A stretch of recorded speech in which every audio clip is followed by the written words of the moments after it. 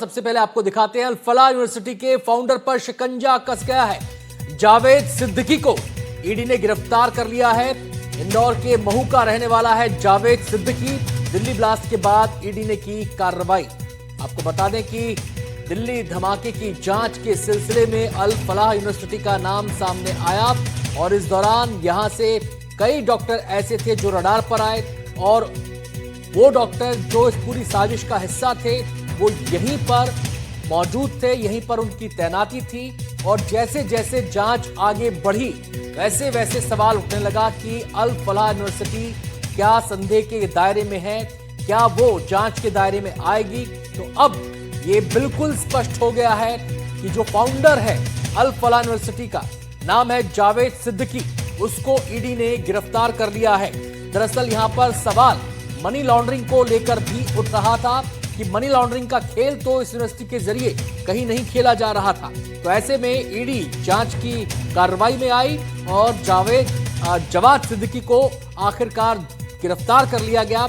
इंदौर के महू का रहने वाला है जवाद सिद्दीकी। दिल्ली ब्लास्ट के बाद ईडी ने ये कार्रवाई की है। आपको बताएं कि 10 नवंबर को दिल्ली ब्लास्ट हुआ था।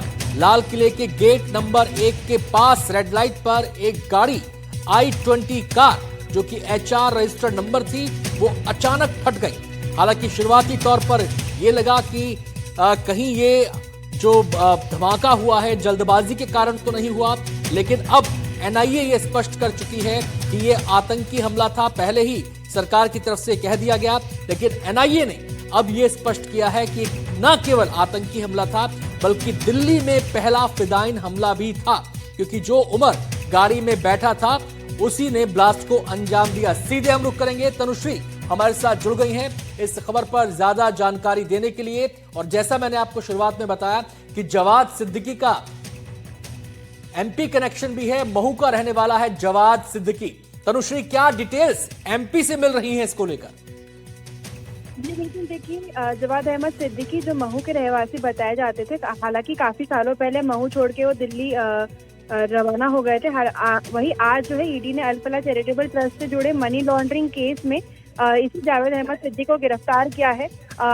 यहाँ से जो है 48 लाख जो है कैश बरामद किया गया है और बड़े पैमाने पर हेराफेरी के भी आरोप यहाँ पे लगाए गए हैं। ईडी ने जब अल फलाह समूह के चेयरमैन जावेद अहमद सिद्दीकी को गिरफ्तार करने पहुंचे तो इसके पहले जो जांच की गई थी दिल्ली पुलिस क्राइम ब्रांच की जांच में ये शामिल था कि वहाँ पर दिल्ली पुलिस के पास 2 FIR दर्ज की गई थी और उसके आधार पर ही जो जांच है वो की गई है। और इसमें आरोप लगाए गए थे कि अल फलाह यूनिवर्सिटी फरीदाबाद में गलत और भ्रामक तरीके के दावे किए गए हैं। सबसे पहले जो NAAC की मान्यता मिले ये दावा किया गया था और वही दूसरी तरफ UGC एक्ट की धारा 12B के तहत मान्यता प्राप्त ये भी इनके द्वारा दावा किया गया था। ऐसे तमाम कई दावे इनके द्वारा किए गए थे। वही कुछ समय पहले जब महू हम पहुंचे थे तो वहाँ पर जब उनके पड़ोसियों से बातचीत की गई थी, वहाँ पे मौजूद लोगों से बातचीत की थी तो उन्होंने बताया था किस तरीके से अल फलाह चैरिटेबल ट्रस्ट की स्थापना जो है 1995 में हुई थी और शुरू से ही जवाद अहमद सिद्दीकी इसके मैनेजिंग ट्रस्टी भी रहे हैं। वही ईडी का कहना है कि यूनिवर्सिटी और सभी कॉलेज इसी ट्रस्ट के तहत चलते हैं और इन सब पर पूरी तरह से जवाद सिद्दीकी का ही कंट्रोल है। और अभी तक की जो जांच हुई ईडी की, अभी तक जो जांच है वो लगातार जारी है। हालांकि अभी जो जांच हुई उसमें ये पता चला है कि बड़े पैमाने पर फंड की हेराफेरी की गई थी और जो पैसा आता था उसको परिवार की कंपनियों में ट्रांसफर किया जाता था और निर्माण और कैटरिंग के कॉन्ट्रैक्ट भी जावेद सिद्दीकी ने अपनी पत्नी और बच्चों को दिए थे। वही करोड़ों रुपए की जो प्रोसीड्स ऑफ क्राइम है उसको बनाया गया था और उसे लेयर किया गया था। ऐसे कई तमाम जो है जांच में चीजें निकल के सामने आ रही है। फिलहाल जो है जवाद अहमद सिद्दीकी को जो अदालत में पेश किया गया है और आगे की कार्रवाई जो है जारी है, ईडी की जांच जारी है। जी, जवाद अहमद सिद्दीकी ये नाम अल फलाह यूनिवर्सिटी से जुड़ा है, लेकिन इसकी पृष्ठभूमि के बारे में क्या कुछ डिटेल्स मिल पा रही हैं? जी देखिए, जिस तरीके से मैंने बताया कि जवाद अहमद सिद्दीकी कई वर्षों पहले महू जो इंदौर के पास में छावनी है वहाँ पर रहते थे, महू के निवासी थे ये। और कई वर्षों पहले इनके ऊपर जो है हेराफेरी के आरोप लगे थे। इस वजह से महू छोड़कर ये जवाद अहमद सिद्दीकी और उनके परिवार वाले जो है दिल्ली चले गए थे।